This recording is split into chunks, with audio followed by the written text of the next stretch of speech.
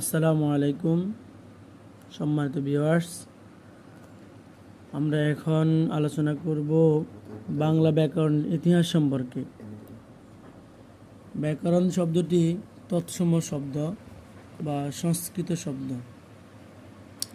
যার অর্থ হচ্ছে বিশেষভাবে বিশ্লেষণ। বাংলা ব্যাকরণ কাকে বলা হয়? ব্যাকরণ বলা হয় ওই শাস্ত্রকে জ্ঞানের যে শাখায় ভাষার স্বরূপ প্রকৃতি বর্ণনা করে তাকে বলা হয় ব্যাকরণ। বাংলা ভাষার ব্যাকরণ প্রথম রচনা করেন 1743 সালে মানুয়েল দা আসাম্পুসাও। তিনি এটি পর্তুগিজ ভাষায় রচনা করেন। তারপরে 1778 সালে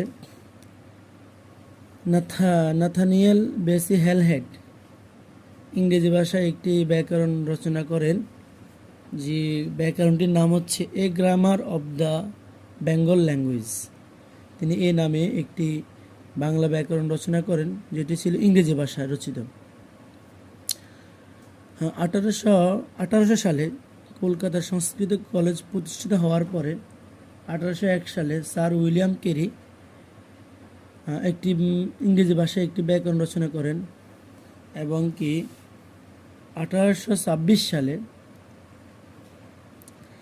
রাজা রামমোহন রায় তিনি একটি ইংরেজি ভাষায় একটি ব্যাকরণ রচনা করেন, এবং 1843 সালে রাজা রামমোহন রায় প্রথম